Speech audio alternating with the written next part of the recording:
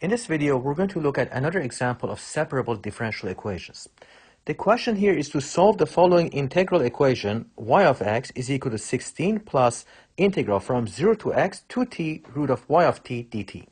The reason this is called an integral equation is because it's an equation that has an integral in it.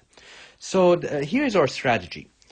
Number one, differentiate both sides of the equation. Why do we do that? Well, if you differentiate both sides, you're going to create a differential equation, because on the left-hand side, you're going to get dy dx.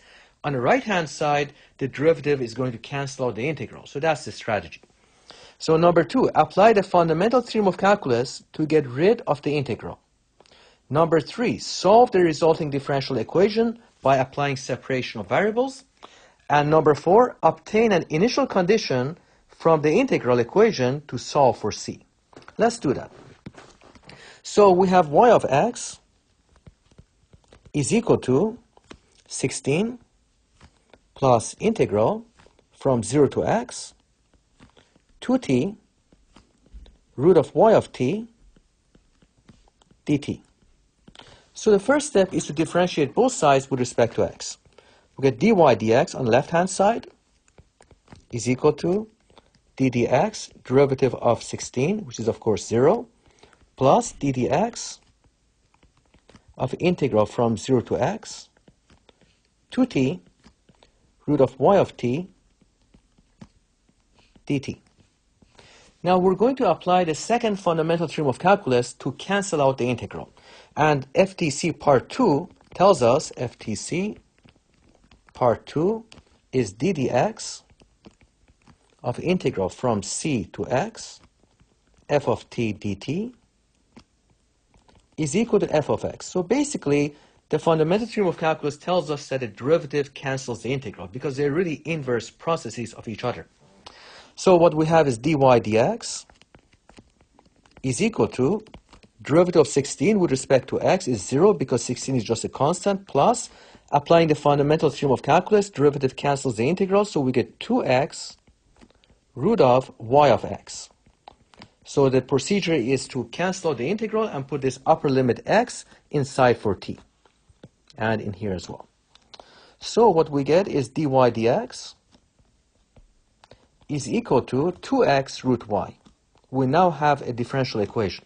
But we have to separate the variables before we can solve this differential equation.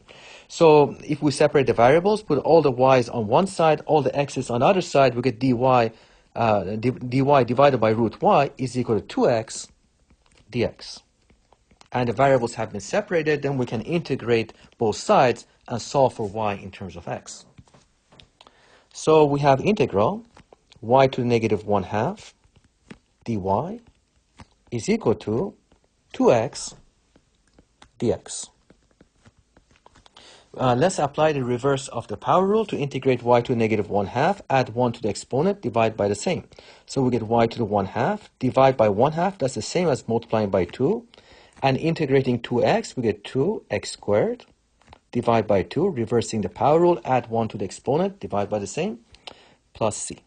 2 cancels with 2, so we get 2 root y is equal to x squared plus c. Let's divide by 2 so we can isolate root y. We get root y is equal to x squared over 2 plus c over 2. So we have root y is equal to x squared over 2 plus, and c over 2, let's call it c1, another constant. So c1 is equal to c over 2. So now let's solve for y. Let's square both sides, and we get root y squared. So root y all squared is equal to x squared over 2 plus c1 all squared. So squaring root y, the radical disappears, and we get y is equal to x squared over 2 plus c1 all squared. This is a solution of y in terms of x, but we need to solve for the constant c1.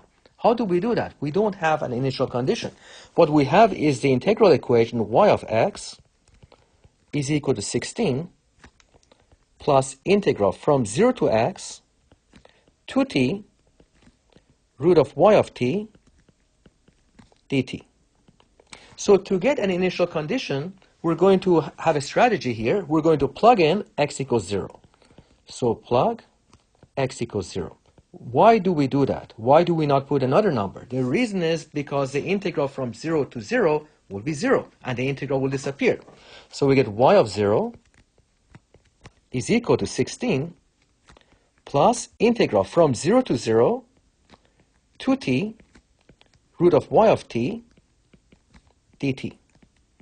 Now, we know one of the properties of integrals, properties of definite integrals, is integral a to a f of t dt is equal to 0. So we get y of 0 is equal to 16 plus 0, so that's just 16. Now we have an initial condition. We solved for y in terms of x before. We have y of x is equal to x squared over 2 plus c1 all squared. And we have x equals 0, y equals 16. That's the initial condition that we found by plugging x equals 0 into the integral equation. So when x is 0, y is 16, we get 16 is equal to 0 plus c1 all squared. So we get c1 squared is equal to 16, square root both sides, and we get c1 is equal to plus or minus 4. Let's choose just a positive 4. So we'll choose positive 4 as c1. We get y of x is equal to x squared over 2 plus c1, which is 4, all squared. This is a solution for the integral differential equation that we were given for this equation here. All right, thanks.